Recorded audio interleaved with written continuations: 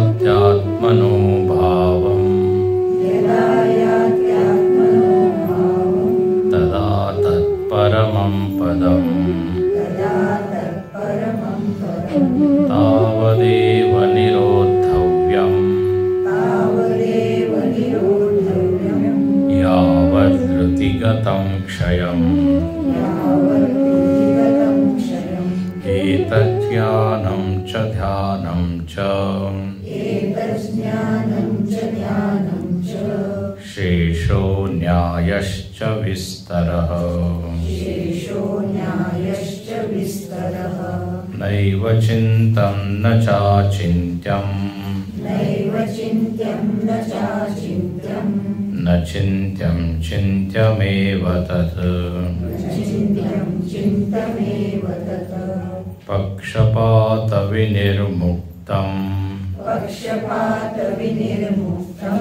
ब्रह्म सम्पद्यते तदा ब्रह्म सम्पद्यते तदा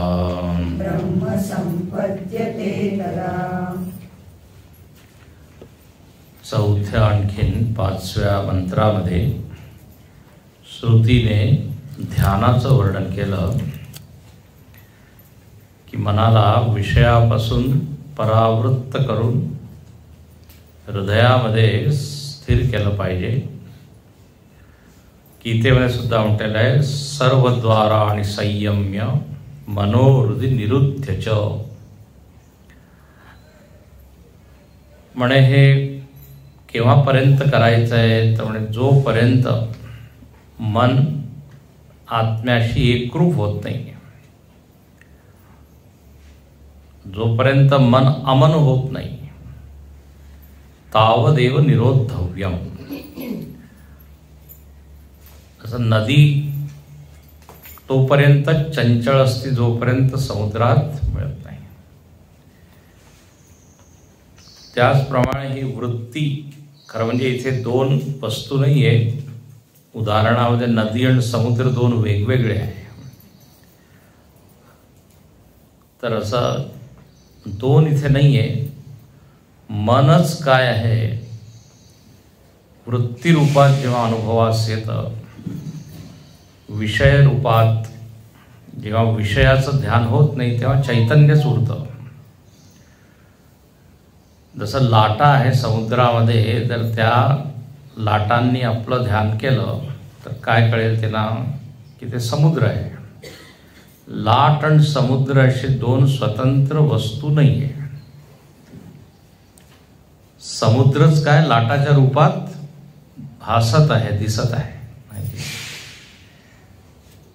तर लाटा जणू काही मनाप्रमाणे अनेक आहे. लाटा मनाच्या अनेक वृत्ती आहे.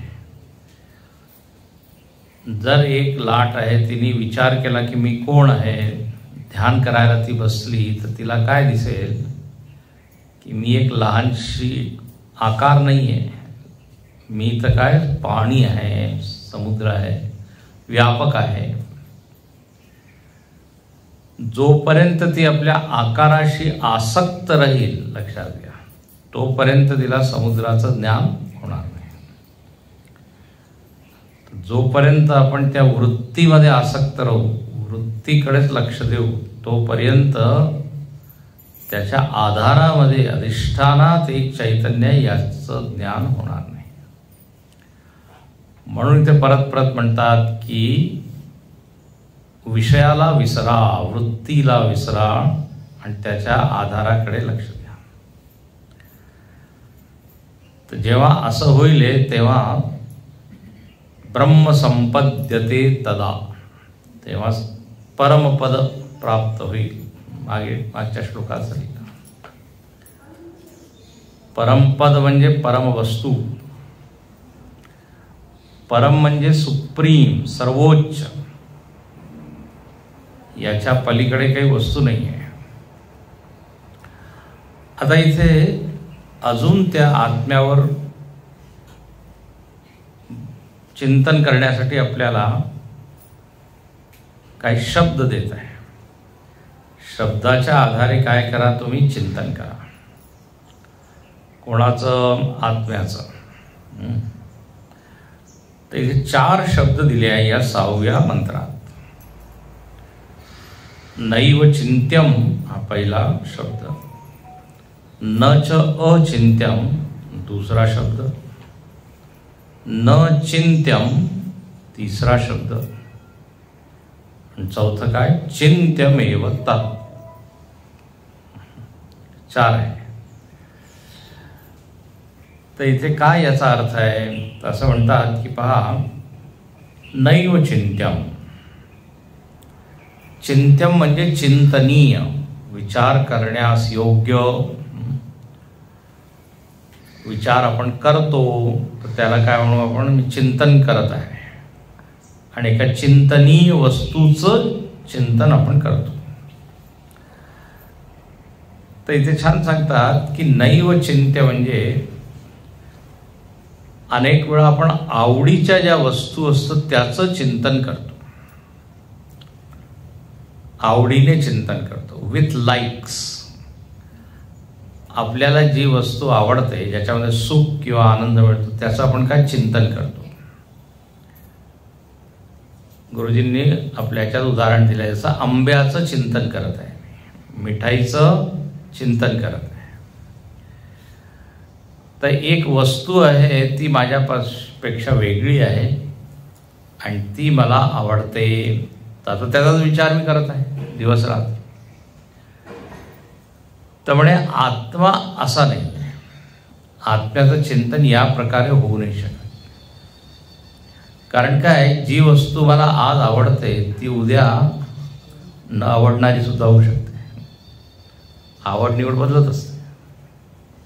हां, एका विशेष परिस्थितीमध्ये ती चांगली मला वाटते, पण तीच परिस्थिती बदलली की. तर नैव चिंत्यम, जसं तुम्ही आपल्या आवडत्या वस्तूचं चिंतन करता तसं ती चिंतनीय वस्तू नाही. न च अचिंत्यम. अचिंत्यम म्हणजे पहा, आपल्याला जी वस्तू आवडत नाही तिचं आपण चिंतन करतो का? नाही. ती अचिंत्य असते आपल्यासाठी. लोक लगेच म्हणतात त्याच्याबद्दल तू बोलू नको, आहे की नाही? म्हणजे मला त्याच्याबद्दल विचार करण्याची मुळीच इच्छा नाही. तर ती व्यक्ती किंवा वस्तू कशी झाली? अचिंत्य. इथे अचिंत्याचा अर्थ हा आहे की I don't want to think about it. आवडत नाही मला. न आवडणारी वस्तू तिला काय म्हणू? अचिंत्य. कळतंय का? तर आपल्याला वस्तू आवडते किंवा आवडत नाही. तर आत्मा अशी नाही आहे. न, कारण त्याच्यामध्ये असा बदल होत नाही. जी आज आवडत नाही ती उद्या आवडेल, जी आज आवडत आहे ती उद्या नाही आवडत आहे. तर आत्मतत्व किंवा आत्मवस्तू या गटामध्ये पडत नाही, या श्रेणीमध्ये, कॅटेगरीमध्ये, या विभागामध्ये येत नाही. आणि तिसरा जो शब्द दिलेला आहे तो काय? न चिंत्यम. न चिंत्यमचा अर्थ आहे की जसं आपण जगामध्ये एका वस्तूचं चिंतन करतो त्याप्रमाणे या आत्म्याचं चिंतन होऊ शकत नाही. कसं आपण चिंतन करतो? तर म्हणजे त्याच्या रूपाचं चिंतन करतो. सावळा आहे, गोरा आहे, काळा आहे, लाल आहे, पिवळा आहे ना. वस्तू, व्यक्ती, तर रूपाचं चिंतन, नावाचं चिंतन, त्याच्या गुणांचं चिंतन, मग त्याच्या आकाराचं चिंतन, हे पहा, चिंतनसाठी काही ना काही डेटा पाहिजे. डेटाशिवाय चिंतन होऊ नाही शकत. आकडे काहीतरी तर पाहिजे ना, इन्फॉर्मेशन, काहीतरी माहिती.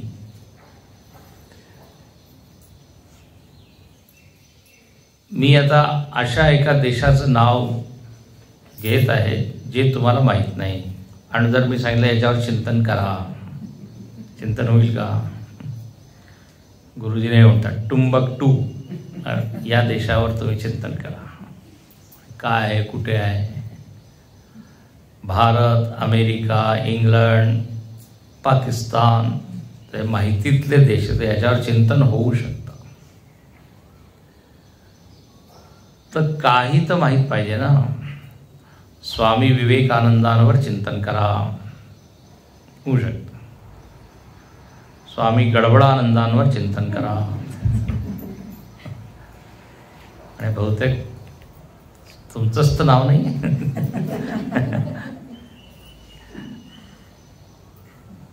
तर त्याचं नाम, रूप, आकार काही आपल्याला माहीत नाही, त्याचं चिंतन कसं केलं? अचिंत्य.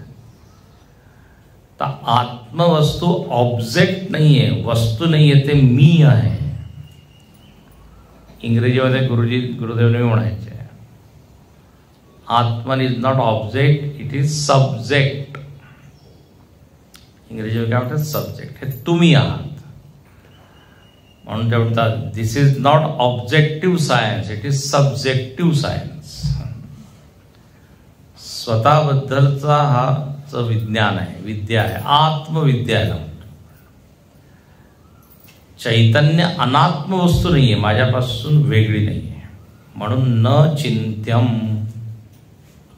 यथा अहम चिंतयामी, जसं मी इतर वस्तूंचं चिंतन करतो तर त्याप्रमाणे नाही आहे. नाम, रूप, आकार, गुण, क्रिया, संबंध माहिती ना तुम्हाला आहे. व्यक्तीबद्दल चिंतन करतो तर म्हणे ती व्यक्ती का कोण आहे, माझे काका आहे, मामा आहे, भाचा आहे, काहीतरी संबंध असतो. किंवा त्याचं काही ना काहीतरी काम असतं, कार्य. तो इंजिनियर आहे, डॉक्टर आहे, काही ना काही क्रिया करत असतो ना तो. तर आत्म्यामध्ये हे काही नाही आहे, लागूच नाही होत. तर याप्रमाणे आत्म्याचं चिंतन होणार नाही. म्हणून न चिंत्यम. किंवा आपण असं म्हणू शकतो, शब्द, स्पर्श, रूप, रस, गंध याचं चिंतन करतो. जोराचा शब्द आहे, हळू शब्द आहे, वास आहे. आता हे पाची गुण त्या आत्म्यामध्ये नाहीये. त्याप्रमाणे अशब्दम स्पर्शम रूपवच्च तथा रसम नित्यम गंधवच्च. म्हणून त्याचं चिंतन शक्य नाही. अच्छा, तर म्हणे आता तुम्ही एवढं जर निषेध करत आहात, नाही म्हणत आहे, तर मग आता आम्ही चिंतनच नाही करणार. तर आता शेवटचं वाक्य काय? चिंत्यमेव तत्. ते चिंतनीय वस्तुता आहे, चिंतन करण्यास योग्य आहे. म्हणजे जर विचार करायचा असेल तर याचाच विचार करावा. प्रथम करा हा विचार पुरता, याचाच विचार करा. चिंतनीय आहे. जशी वस्तू आपल्याला आवडत नाही तर ती वस्तू कशी होऊन जाते? अचिंतनीय. म्हणजे तसं नाही आहे. तर पण म्हणे आता चिंतन कसं काय करावं? तुम्हीच म्हणताय की ते चिंतन शक्य नाही. म्हणजे असे विरोधी वाक्य बोलत आहात. चिंतन होत नाही आणि म्हणतात चिंतन. असं चिंतन करा की ते चिंतनाच्या पलीकडे आहे की नाही? असं चिंतन होऊ शकतं. मजा आहे, मजा वेदांत म्हणजे. तर पहा, इथे चिंतन कसं करायचं आहे तर पूर्ण तुमच्या या भाष्यामध्ये गुरुजींनी हे दिलेलं आहे. चिंतन कसं करायचं? मी 2-4 सांगतो की आत्मा किंवा मी जड आहे की चेतन आहे असं चिंतन करा. म्हणजे असं वस्तूचं चिंतन करतो तसं नका करू. चिंतनाची पद्धत वेगळी आहे. आणि गुरुच सांगतात, शास्त्र सांगतात, या प्रकारे तुम्ही याच्यावर विचार करा. चिंतन म्हणजे काय? विचार करा, मनन करा. आता पहिला विचार असा आहे की आत्मा जड आहे की चेतन आहे याच्यावर विचार करा. तर जड म्हणजे काय? ज्याला काही भान नाही आहे त्याला म्हणतात जड. तर मला तर माझं भान आहे, तर मी तर जड नाही आहे की नाही? तर असं तर चिंतन होऊ शकतं. कळतंय का? असं चिंतन करायचं आहे. आत्मा जो आहे दृश्य आहे की दृष्ट आहे असं चिंतन करा. एक एक शास्त्रामध्ये एक एक चिंतनाची पद्धत दिलेली आहे. दृग दृश्य विवेक, जड चेतन विवेक, कार्य कारण विवेक. विचार करा, कार्य आहे की कारण आहे, कॉज आहे की इफेक्ट आहे? तर काय कळेल? कारण आहे, सगळ्याचं कारण आहे. तर फार सुंदर विचार करण्याची पद्धत. आत्मा आनंदाचं साधन आहे की आनंदाचं उगम आहे? आनंदच आहे. आता सध्या आपल्याला काय वाटतं की आत्म्यामध्ये आनंद नाहीये, आनंद विषयांमध्ये आहे. विषय जेव्हा संपर्कात विषयाच्या येईल तेव्हा मला काय मिळेल? आनंद. तर आता सध्या अनानंद आहे, आपल्याला त्यात दिसत नाही. तर आता जर विचार तुम्ही ऐकले शास्त्रांचे, ऋषीमुनींचे, तर तुम्हाला कळेल की नाही, विषयामध्ये आनंद नाहीये. कारण विषयामध्ये जर आनंद असता तर विषय मिळाल्यावर मी तृप्त झालो असतो. एक विषय एकाला आनंद देतो, दुसऱ्याला देत नाही, म्हणजे त्या विषयामध्ये आनंद नाही आहे. विषयाचा धर्मच जर आनंद असता तर सगळ्यांना बरोबर मिळालं असतं की नाही? जसं साखरेमध्ये गोडवा आहे तर कोणी ती साखर खावं, सगळ्यांना काय मिळेल म्हणजे अनुभव होईल गोडव्याचा. कारण त्याचा तो धर्म आहे, स्वभाव आहे. पण विषयांचा तसा स्वभाव नाहीये. एकाला एक स्वभाव, एक विषय आनंद आहे तर दुसऱ्याला तोच विषय मुळीच त्याला पाहायचं नाही. आणि आपल्यालाच त्या विषयामधला आनंद काय भासत नाही, अनुभवास येत नाही. वेळ बदलली की, वय झालं की, बालस्तावत क्रीडासक्त. तर इथे म्हणतात की चिंतन असं करा की आनंद कुठे आहे. आता अनेक वेळा तुम्ही ऐकलेलं आहे, आपण सगळेजण आनंदाच्या शोधात आहोत. याचाच अर्थ आहे की माझा स्वभाव आनंद आहे, असं एक असं विचित्र तर्क आहे. कारण जगामध्ये सगळ्या वस्तू आपापल्या स्वभावाकडे जातात. तर मला आनंद पाहिजे, आनंद पाहिजे याचाच अर्थ आहे मी आनंद रूप आहे. उदाहरण मी दिलंय ना, पक्षीला उडण्याची संधी पाहिजे, पिंजऱ्यामध्ये त्याला आवडत नाही. का? कारण उडणं काय त्याचं स्वभाव आहे. स्वभाव विरुद्ध जे असतं ते आपल्याला ओझं होतं. तर दुःख आपल्याला आवडत नाही याचाच अर्थ मी कोण आहे? सुखरूप आहे. तर याप्रमाणे चिंतन झालं की नाही? तर असे भरपूर डेटा आहे. जसं आत्मा माझ्यापासून भिन्न आहे की अभिन्न आहे? आपण काय करतो माहिती आहे? आत्म्याला वेगळं करून टाकतो. माझा आत्मा दुखी आहे, तर असं म्हणतो ना, माझा आत्मा तुझा आत्मा. याचा आत्मा काय अशुद्ध आहे, माझा आत्मा शुद्ध आहे. तर माझा तुझा झाल्याबरोबर मग त्याच्यामध्ये आणि तुमच्यामध्ये एक संबंध निर्मित झाला. म्हणजे माझा हात तर हात वेगळा, मी वेगळा. माझं घर तर माझा आत्मा, तर मग तुम्ही कोण आहात? अनात्मा. पण समाजामध्ये असंच बोलत, तर मीच आत्मा आहे असं म्हणायचं आहे. आणि तोच आत्मा आनंद रूप आहे. तर असं चिंतन केलं पाहिजे. माहिती आहे, चिंत्यमेव तत्, तर चिंतनीय आहे आत्मा. आणि याच्यापेक्षा सुंदर चिंतन काही दुसरं नाही. याचं चिंतन केल्यानंतर परिणाम काय होईल? तुमचं मन शांत होईल, स्वतःचं ज्ञान होईल, आणि आपली खरी जाणीव आपल्याला होईल. अरे माझा असं रूप आहे, मी असा आहे. आतापर्यंत मी तर झोपलेलोच होतो माझ्या स्वरूपाबद्दल. या निशा सर्वभूतानां तस्यां जागृती संयमी. तर असं इथे विचार करण्यास प्रेरणा देत आहे. असं विचार करा. ठीक आहे.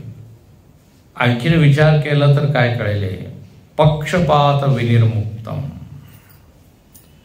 आत्मतत्व कसं आहे? पक्षपात विनिर्मुक्तम. आत्म्यामध्ये काही एक बाजू नाही, एक साईड नाही, एक गट नाही. गीतेमध्ये देव काय म्हणतो? समोहम सर्वभूतेषु. किती वेळा भगवंतांनी सम सम सम सांगितलं आहे. असा एकही अध्याय नाही आहे जिथे भगवंतांनी समत्वाची चर्चा केली. समदर्शिनः पंडिता समदर्शिनः समत्वं योग उच्यते. समदुःखे सुखे कृत्वा लाभालाभो जयाजयो. तर मनामध्ये द्वंद्व आहे, शरीरामध्ये विकार आहे, म्हणजे हे विषम होतात. विषम म्हणजे आज काही उद्या नाही, पण एकच वस्तू अशी जी नेहमी एकसारखी आहे, सम. त्याचा न तर कोणाशी विरोध आहे न कोणाची ती बाजू आहे. असं नाही की आत्मा फक्त सात्विक वृत्तीलाच प्रकाशित करतो आणि तामसिकला करत नाही. तमोगुणाला तर त्यालाही प्रकोशित करतो. आपण म्हणतो मला आता झोप येत आहे, मला काही कळत नाही आहे, तर हे तुम्हाला कळत आहे ना? तर ते ज्याच्याद्वारे तुम्हाला कळत आहे तो आत्मा आहे. जसं सूर्य आहे, सूर्य जेवढे बाग आहे, बगीचा आहे, त्यालाही प्रकाशित करतात, आणि तिथेच घाण सुद्धा आहे, सगळ्यांना ते प्रकाशित. पक्षपात विनिर्मुक्त. निसर्गाकडे जर आपण बघितलं तर बिलकुल कसं आहे? सम आहे, सगळ्यांसाठी सम आहे. सूर्य फक्त श्रीमंतालाच उजेड देतो, प्रकाश देतो, अंधार गरीबाला नाही. असं ढग असं पाहून थोडी वृष्टी करतो की नाही, हे अंबानीचं घर आहे, इथे जायचं असतं.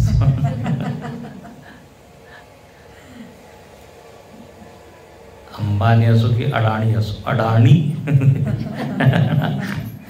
किंवा अडाणी, टाटा असो की बिर्ला असो, किंवा सुदामा असो की कृष्ण असो, सम. आत्मचैतन्य सम आहे. त्याच्यामध्ये विचार येत आहे, जात आहे. एकामध्ये आसक्त होतोय, दुसऱ्याशी विरक्त होतोय असं नाही. पक्षपात विनिर्मुक्त. सुंदर आहे. जसं हे पोकळी आहे, पोकळी. पोकळीमध्ये काय पाऊसही पडत आहे, माती धूळही उडत आहे, सुगंधही वाहत आहे, सगळ्याला काय ते जागा देत आहे, आधार देत आहे. ते चांगल्या गोष्टी सुद्धा घडत आहे, वाईट गोष्टी सुद्धा याच पोकळीमध्ये घडत आहे. तर असं हे चैतन्य आहे, ब्रह्मतत्व आहे, आणि ते मी आहे. सगळ्यात महत्त्वाचं म्हणजे मी आहे. आपण काय करतो, याची सुद्धा कल्पना करत असतो. अच्छा, एक चैतन्य आहे, ते तसं आहे, ते. मग तू काय आहे? म्हणजे मी आहे, दुःखी माणूस आहे. आत्म्याशी माझं काही घेणं देणं नाही, नुसतं ऐकतोय काहीतरी आहे एक आत्मा नावाची वस्तू, म्हणजे त्याला आपण असं परक्की एक वस्तू आहे वेगळी असं म्हणून पाहतो. पण ऐकतानाच आपल्याकडे आपण बघितलं पाहिजे की हा माझी चर्चा आहे, तेव्हा तेव्हा अद्वैत घडतं ना. नाही ते एक गोष्ट रूपात आपण ऐकत आहे, एक आत्मा नावाची वस्तू अशी आहे तशी अशी एक राजा आहे म्हणून त्याप्रमाणे. पण हे आपल्याला जरा कठीणच होतं, पण की हे माझ्याबद्दल आहे. याचं कारण हेच आहे की आपण शरीरामध्ये एवढे गुंतलेलो आहोत की त्याला क्रॉस करत नाही शकत, म्हणजे लक्ष तेच खेचून ठेवतो, ओढून ठेवतो. पक्षपात ब्रह्म संपद्यते तदा, तेव्हा तो ब्रह्म साक्षात्कार झाला असं समजायचं. जेव्हा आपण प्रत्येक परिस्थितीमध्ये सम राहू शकतो, कारण आत्म्यामध्ये तर विषमता नाही. हे पहा, जे वर्णन आत्म्याचं असतं तेच व्यवहारामध्ये त्याचं रिफ्लेक्शन प्रतिबिंबन होत असतं. जर आत्मा सम आहे तर आता ज्ञानी व्यवहारामध्ये कसा राहिले? सम राहिले, आहे की नाही? जर आत्मा आनंद रूप आहे तर व्यवहारामध्ये तो सुद्धा कसा राहिले? आनंद. नाही तर काही त्याचा अर्थ नाही. मी आनंद रूप आहे, सगळ्या लोकांना त्रास देत आहे, तर मग माझं जे स्वरूप आहे आणि जे व्यवहार त्याच्यामध्ये किती काय विरुद्ध झालं ना. जर मी शांत आहे तर माझ्या उपस्थितीमध्ये लोकांना सुद्धा शांती मिळाली पाहिजे, तर त्या अभ्यासाचा काही अर्थ आहे.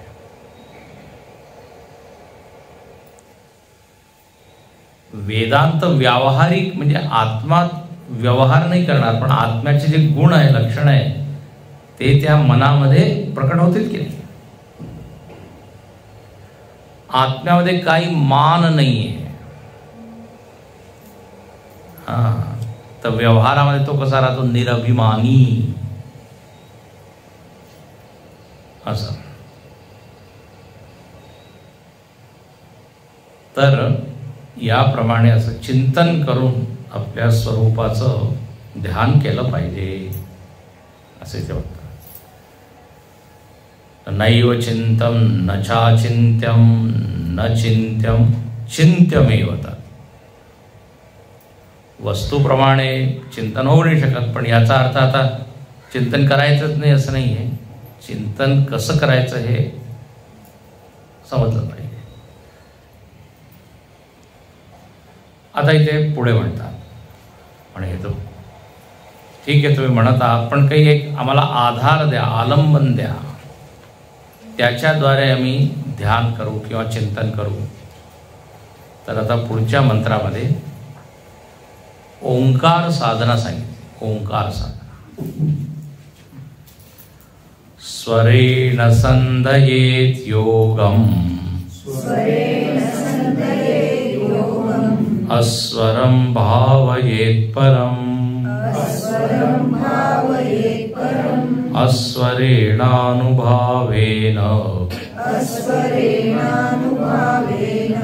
भावो वा भावयिष्यते. स्वरेण संदयेत् योगम्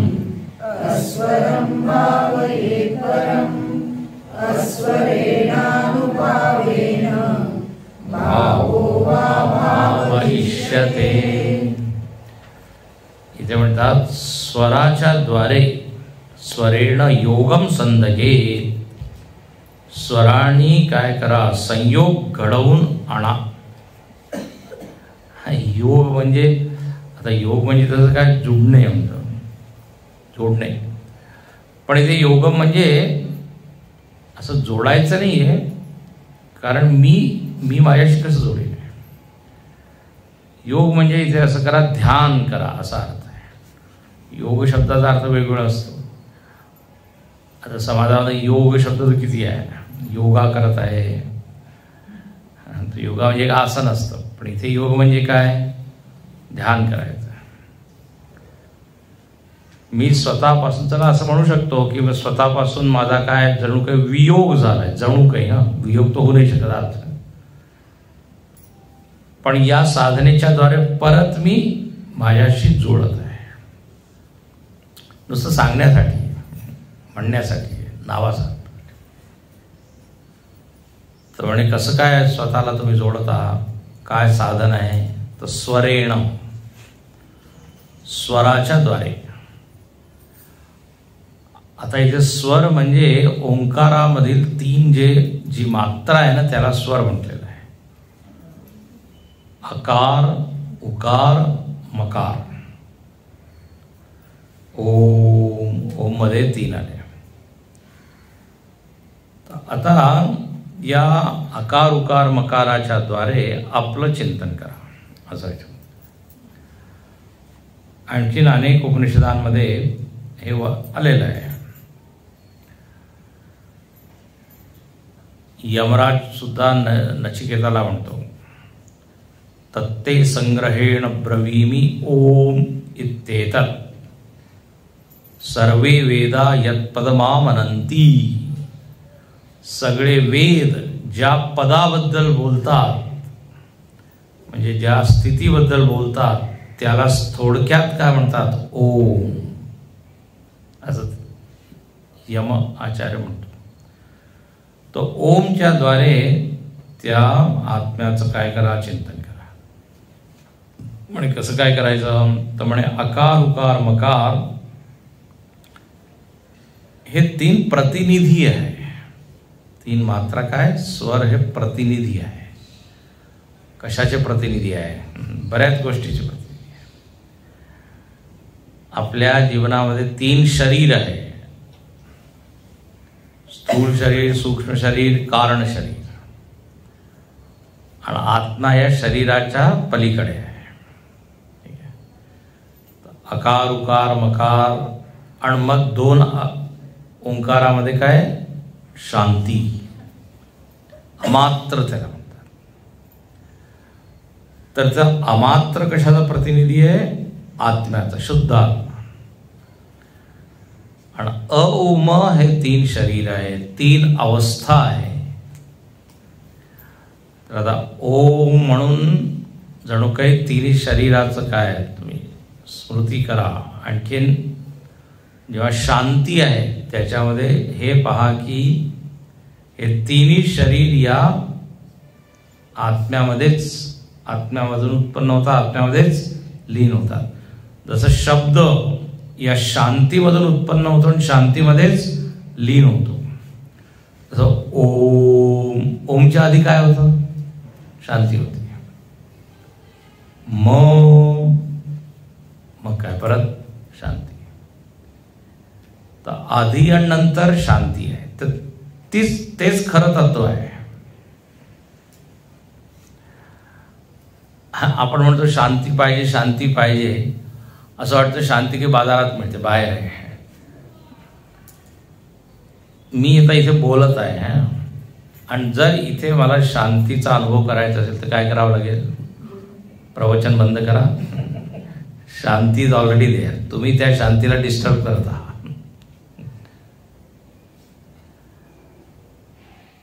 तसंच आत्मतत्व आहेच, पण हे 3 शरीर एवढे काय म्हणतात आकर्षक आहे की त्याच्यामध्येच मी बांधलेलो आहे. पण हे पाहायचंय परत परत की हे 3 शरीर ज्याच्यामधून येतात तो आत्मा आहे. 3 अवस्था, अकार म्हणजे जागृत अवस्था, उकार म्हणजे स्वप्न अवस्था, मकार म्हणजे लीन, म सुषुप्ती अवस्था. जसं लाटा काय येतात, थोडा वेळ राहतात आणि मग विलीन होतात. कुठे, पाण्यात, समुद्रात. आता इथे म्हणतात अस्वरम भाव आहे. आकार उकार मकार हे माझं स्वरूप नाहीये. माझं स्वरूप काय, अमात्र. आत्म्यामध्ये काही आकार नाही, काही अवस्था नाही. आणि त्याला तिथे काय म्हटलेलं, अस्वरम, जिथे काही स्वर नाहीये. अ उम स्वर झाले. आणि जी शांती आहे त्याला काय म्हणू, अस्वर. तर जास्तीत जास्त त्या अस्वरामध्ये राहण्याचा प्रयत्न करायचा. हे पहा, लोक प्रणव ध्यान करतात, तर इथे ओम वाजत ना, ओम. तर दोन ओमच्या मध्ये जो गॅप आहे, तो अंतर आहे, तो वाढवत जायचा. हे पहा, ओंकाराचं जे उच्चारण आहे ते महत्वाचं नाहीये, ओंकारानंतरचे शांती आहे ती महत्वाची. ओमच्या द्वारे मन शांत होतं. तर तिथे जास्तीत जास्त वेळ आपल्याला थांबायचं आहे. जो ओम ओम ओम आहे, ओम, आता काही विचार नाही. मग परत जर विचार येऊ लागले तर परत ओम. असं हे प्रणव ध्यान. आणि ओंकाराचा नाद कसा असला पाहिजे, तर जणू काही जसं घंटानाद, टन किंवा शंखनाद. ओम. आता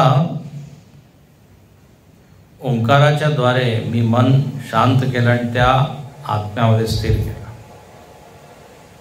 आता असं आहे की ठीक आहे, जोपर्यंत तुम्ही ध्यान करत आहात, पण आता इथे पुढच्या ओळीत काय म्हणतात, पुढच्या ओळीमध्ये अस्वरेण अनुभावेन भावो वा भावयिष्यते.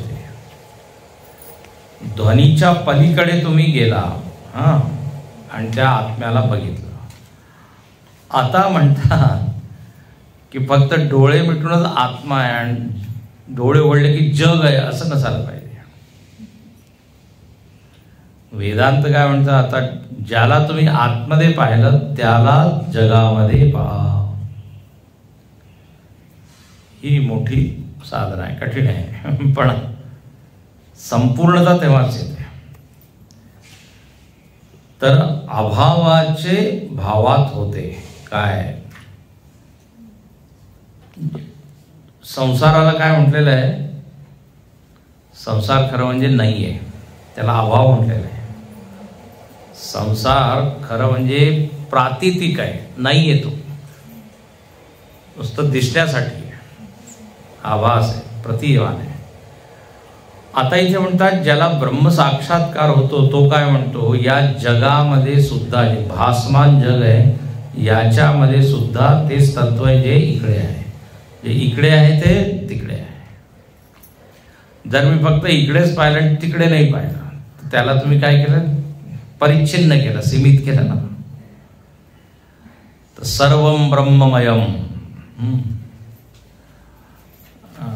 विश्वम ते म्हणतात ना, चिन्मात्र विस्तारितम. चैतन्याचंच काय विस्तार आहे. जसं सगळ्या ज्या लाटा आहे त्या लाटा म्हणजे काय, जलमात्र विस्तारितम. लाटाने, एक लाट आहे, तिने चिंतन केलं की मी कोण आहे, पाणी आहे, तर तिला काय अनुभव आला पाहिजे की सगळ्या लाटांमध्ये पाणी आहे, तरच ते ध्यान पूर्ण होईल की नाही. तर इथे असं म्हटलेलं आहे की जे अभावरूप जगत आहे, खरं हे ठोस नाहीये, सॉलिड नाहीये, पण याच्यामध्ये एक वस्तू आहे ती सत्य आहे.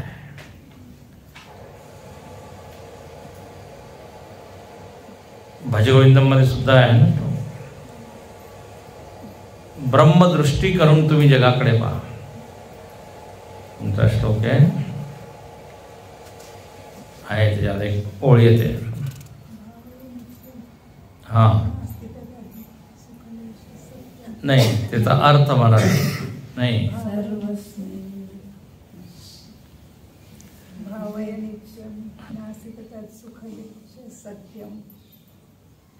हे तर पैशाबद्दल सांगितलं. अर्थम अनर्थम भावय नित्यम नास्ति ततः सुखलेश सत्य पुत्रादपि धनभाजा नाही. दृष्टीम ब्रह्ममयीं कृत्वा पश्येत सर्व जगत, असं एक अप्रोक्ष अनुभूती होते. ब्रह्ममयी दृष्टी करून मग तुम्ही जगाकडे बघा. तर तुम्हाला तीर्थ विठ्ठल, क्षेत्र विठ्ठल ही जी दृष्टी आहे ती दृष्टी. तर 2 टप्पे आहे. आधी अंतरंग पाहायचं आणि मग बाहेर पाहायचं. म्हणून लावतात हृदय समाधी आणि बाह्य समाधी, दृश्यविवेकामध्ये असं म्हटलेलं आहे. तर पहा गुरुदेवांनी काय लिहिलं आहे. सुरुवातीस ओम या ध्वनीवर साधकाने मन एकाग्र करून त्या परम तत्वाशी संयोग साधावा. त्यानंतर ध्वनीच्या पलीकडील ओंकाराचे ध्यान करावे.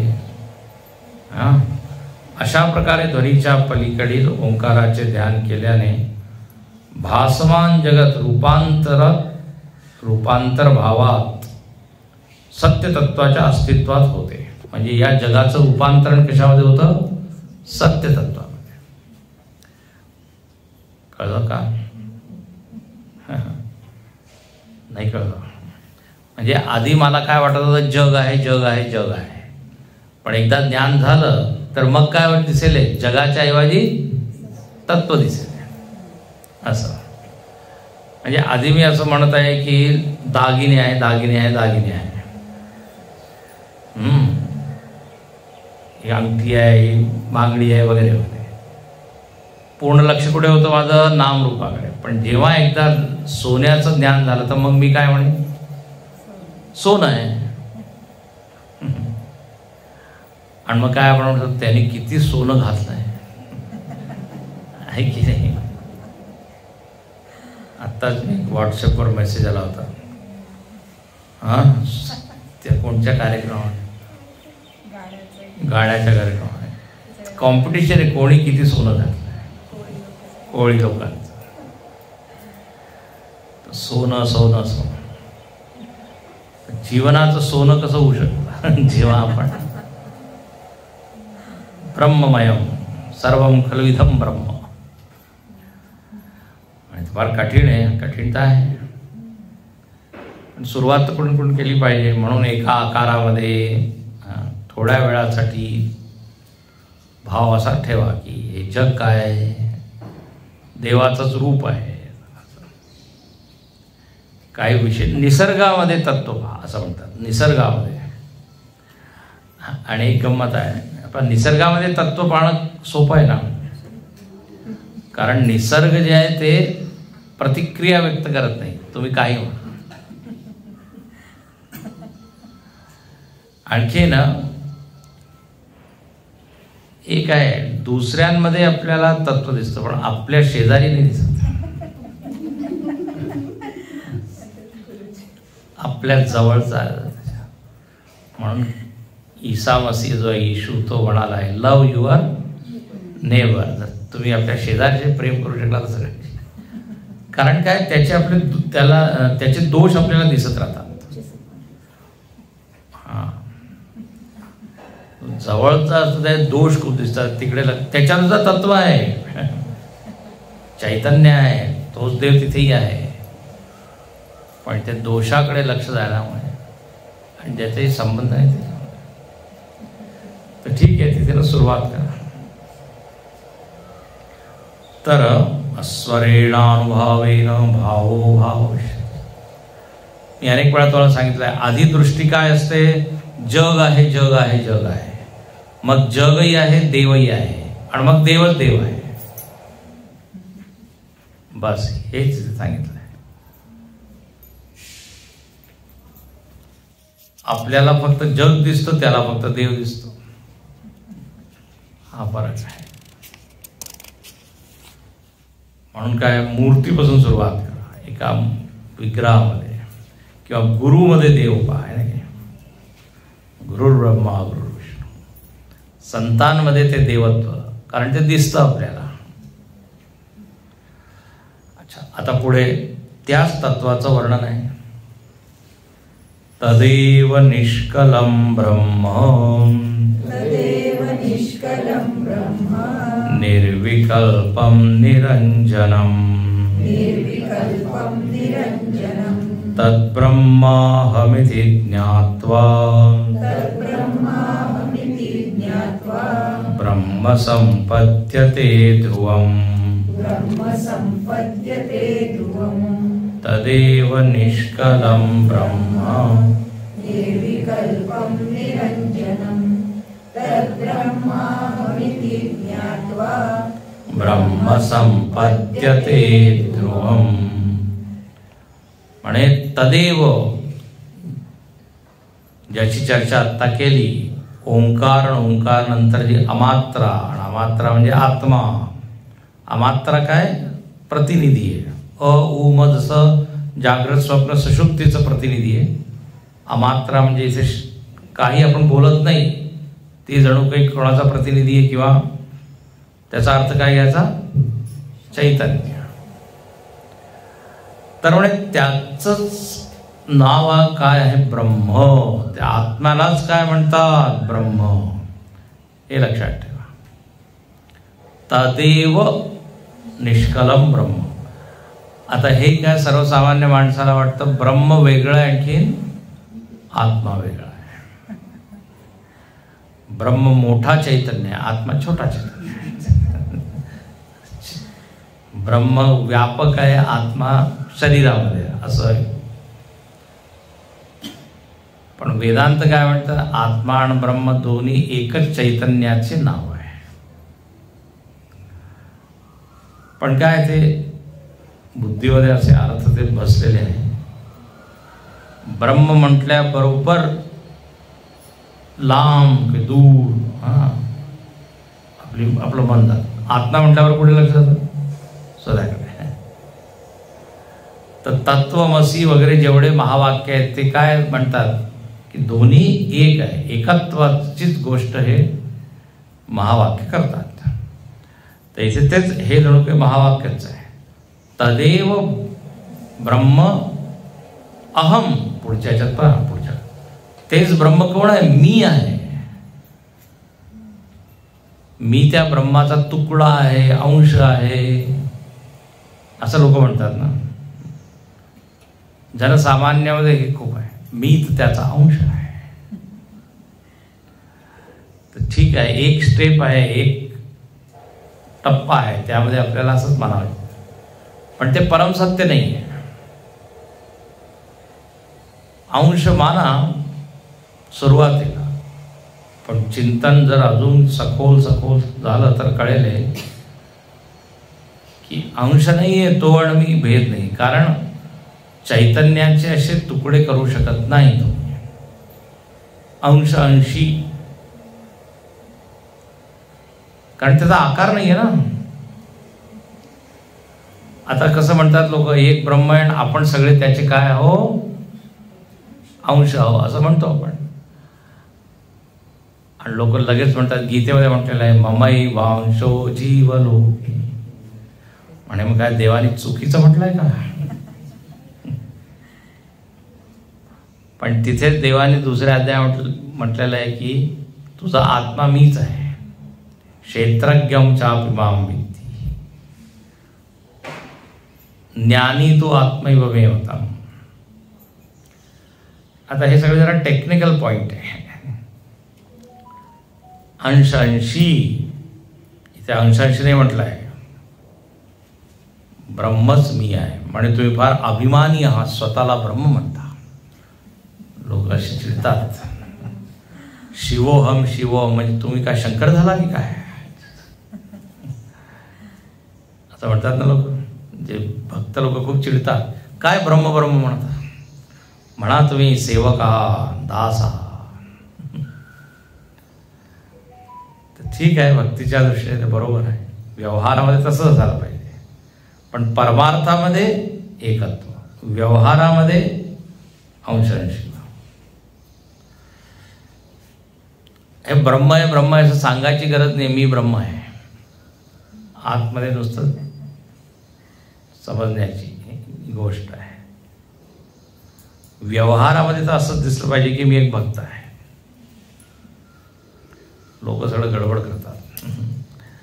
तर इथे म्हणतात की तो जो आत्मा आहे तोच ब्रह्म आहे. अच्छा, आणि त्या ब्रह्माचे जे लक्षण आहे ते लक्षण आत्म्यामध्ये काय होतात, लागू होतात. आत्म्यामध्ये तेच लक्षण घडतात असं म्हणू शकतो.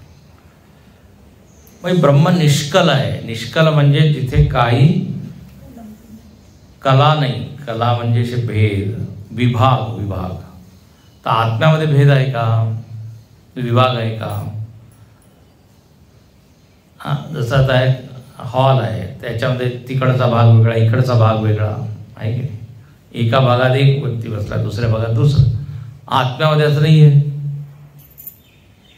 ब्रह्मामध्ये सुद्धा नाही आहे. तर दोघं जण एकच आहे, दोन वेगळे नाही आहे. तर आत्मा अकल, निष्कल, आणि या निष्कल ब्रह्माला जाणण्यासाठी थोडी अक्कल लागते.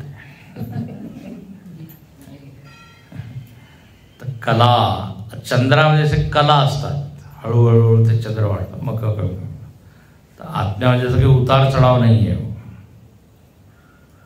निष्कलम, निर्विकल्पम, विकल्प नाही आहे त्याच्यामध्ये. विकल्प म्हणजे भेदरहित. म्हणजे असा तुझा आत्मा वेगळा, माझा आत्मा वेगळा असं आपण म्हणतो, ते चुकीचं आहे. खरं जसं वीज एक आहे तर पंख्यामध्ये वेगळी वीज, बल्बमध्ये वेगळी वीज असं नाही करू शकत. जशी पोकळी आहे तर पोकळी तर एकच आहे ना. या भिंतीमुळे भेद झालेला आहे. जर भिंत काढली तर काय, एकच आहे. त्याचप्रमाणे शरीर, मन जणू काही काय भिंत आहे. त्या भिंतीमुळे एक चैतन्य आपल्याला विखुरलेलं दिसतं, भेद दिसत आहे. आता कोणी म्हणे इथे 25 चैतन्य बसले आहे. आता बरोबर आहे का असं म्हणणं? चैतन्याचं कधीच अनेक वचन नाही होत. वाचलंय का तुम्ही चैतन्याचं? कॉन्शियसनेसेस, एक्झिस्टन्सेस.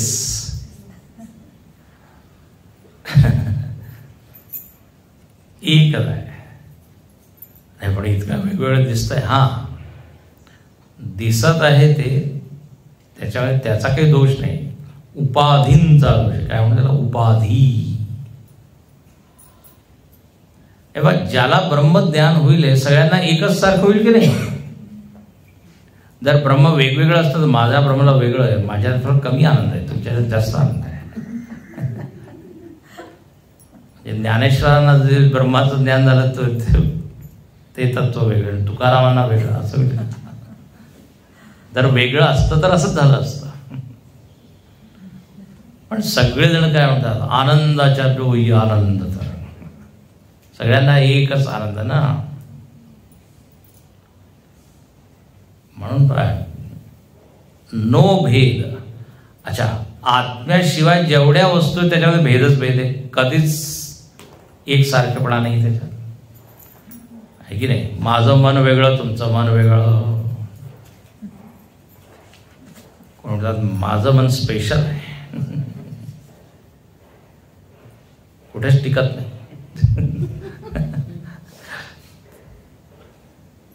एकाने सांगितलं माझं डिफेक्टिव्ह मॉडेल भगवंताने फिट केलंय माझ्या ह्याच्यात.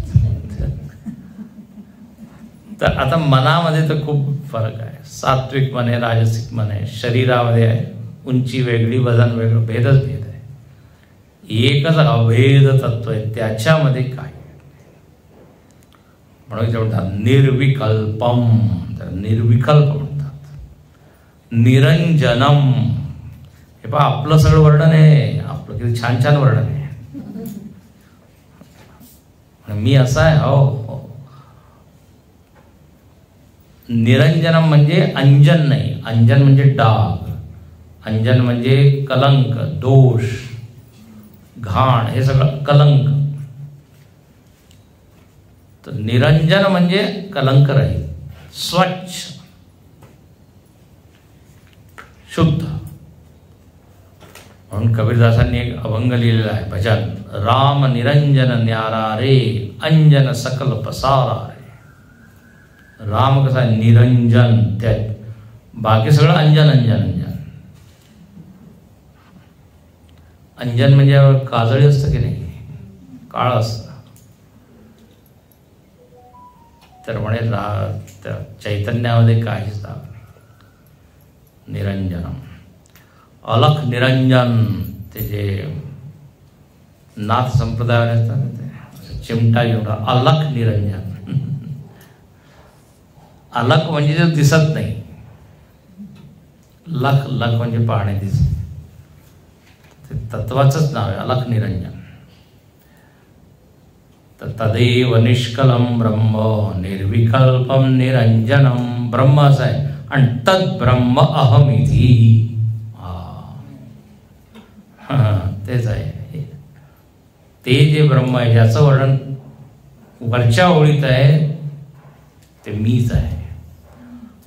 असं जेव्हा माणूस जाणतो किंवा तो साधक जाणतो, तेव्हा समजा ब्रह्म संपद्यते ध्रुवम, त्याला त्या शाश्वत ब्रह्माची प्राप्ती झाली असं समजावं. फार मोठा पल्ला आहे, फार मोठा लांबचा आहे. म्हणून आधी ब्रह्म आणखीन मी यामध्ये भेद आपण मांडतो, मग थोडा अजून जवळी अंश, आणि मग एकत्व, असं हळूहळू हळूहळू.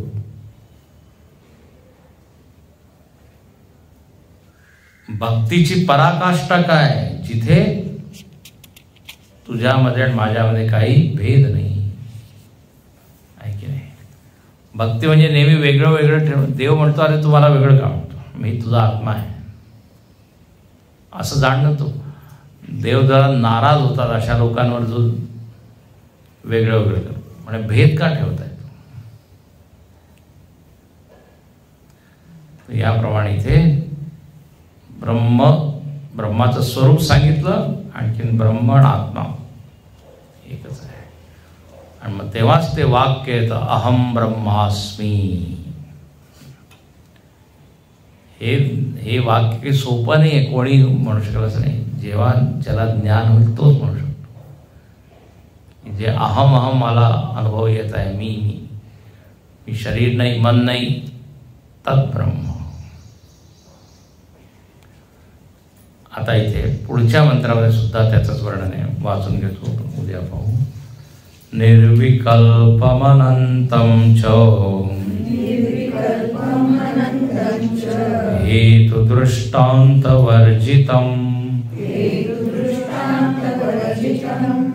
अप्रमेयमनादिं च यज्ञात्वा मुच्यते बुधः निर्विकल्पमनन्तं च हेतु दृष्टान्तवर्जितम्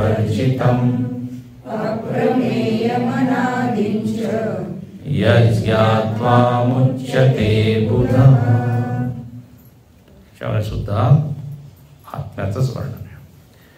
हे वेदांत असं आहे की आपल्याला काही समजलं नाही तरी ऐकायला छान वाटतं, कारण चांगले चांगले शब्द आपल्याबद्दल बोलले, आहे की नाही. मी अनंत आहे, मी निर्विकल्प आहे, माझ्यामध्ये काही डाग नाही. वा वा, किती छान आहे. सगळेजण म्हणतात तू काय पापी आहे, तू तसा आहे. फक्त वेदांतच म्हणतं की तू शुद्ध आहे.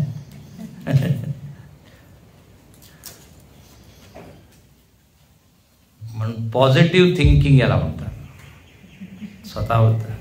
म्हणून पहा इतर धर्मामध्ये म्हटलेलं आहे की तुम्ही तर काय सीनर म्हणतात ना, आणि ते म्हणतात तुम्ही शुद्ध आहात. ओम पूर्णमदः पूर्णमिदं पूर्णात् पूर्णमुदच्यते पूर्णस्य पूर्णमादाय पूर्णमेवावशिष्यते. ओम शांति शांति शांति. हरि ओम. श्रीगुरुभ्यो नमः। हरि